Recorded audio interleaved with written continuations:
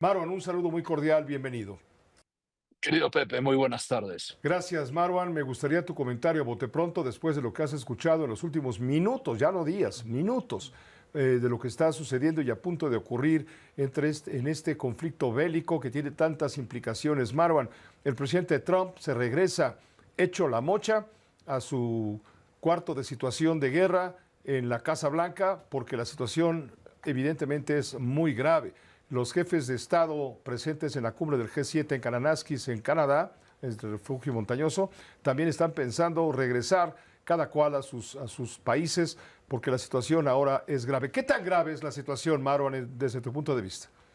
A ver, preocupa, ¿por qué? ¿Por qué? Porque veníamos ya con una escalada en los últimos 4 días muy distinta a lo que nos venían acostumbrados tanto Israel como Irán, incluso por encima de los ataques de finales de año pasado, cuando Irán lanza alrededor de 300 misiles sobre suelo israelí después del ataque de Israel al consulado iraní en Damasco.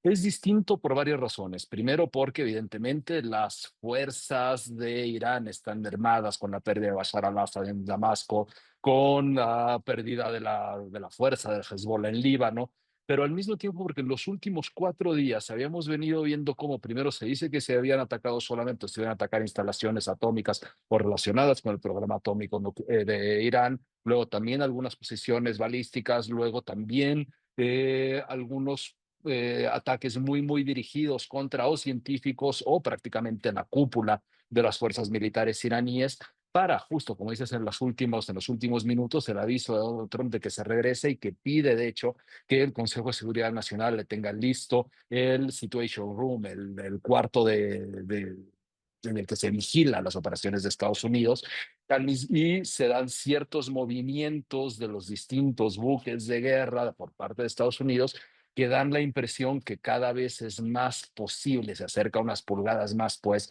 la posible participación de Estados Unidos en este capítulo Irán-Israel. A ver, ¿qué es lo que había pasado en los últimos días? En los últimos días había pasado que incluso se había dicho, y es una de las acusaciones de Irán en contra de Washington, que los distintos alientos a una posibilidad de alguna negociación diplomática con Irán estaban sobre la mesa y que incluso a partir de eso es que este mismo fin de semana se empezó a decir que la Casa Blanca se había opuesto a una posibilidad, a una ventana que se le había abierto a Tel Aviv de asesinar al Ayatollah Khamenei para luego toparnos con esto que estamos viendo en este momento, que insisto, ¿cuál es lo que preocupa? Que se acerca más la posibilidad o la eventualidad de que Estados Unidos participe en los siguientes minutos, horas, día, lo que sea, en apoyar a Israel en esta cruzada contra el régimen de los ayatolás.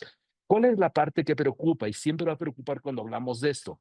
Estamos hablando de los ayatolás, sí, pero la orden o la petición que se ha dado a partir de las cuentas, no solo del presidente estadounidense, sino de prácticamente todas las cuentas de gobierno norteamericana, donde se solicite evacuar Teherán, no es tan fácil. ¿Por qué? Porque estamos hablando de una ciudad de alrededor de 10 millones de habitantes. No evacúas de un momento para otro 10 millones de habitantes. No evacuamos la Ciudad de México si alguien dice que la evacuemos, pues. Y eso también cuando se junta con los distintos llamados de distintos países a que sus misiones diplomáticas se vayan reduciendo y vamos viendo cómo si hay al menos unas imágenes bastante impresionantes de gente queriendo huir de Teherán, pues las cosas tienen que empezarse a dejar de verse solamente del código de los ayatolas, de un régimen dictatorial, teocrático, etcétera, para preocuparnos un poco por los 10 civiles. Insisto, Teherán alrededor de 10 millones de habitantes.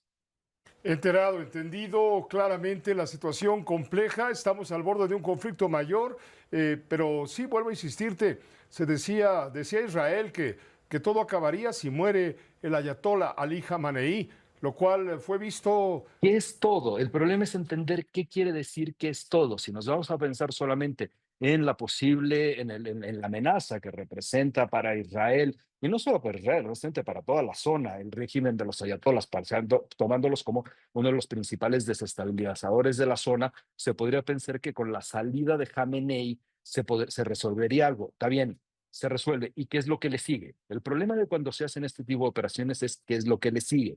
Claramente, si esto sigue por el rumbo que hasta ahora se está empezando a dibujar, se podrán sacar las referencias a, por ejemplo, el caso iraquí, cuando se depone a Hussein y después qué sucede. Ahí podríamos pensar qué es lo que importa, las amenazas que puede representar hacia el exterior, hacia el interior, o la posibilidad de estabilidad, de dónde va a salir esa estabilidad, cuáles son los siguientes liderazgos que podrían ocupar la posición que se deje vacante.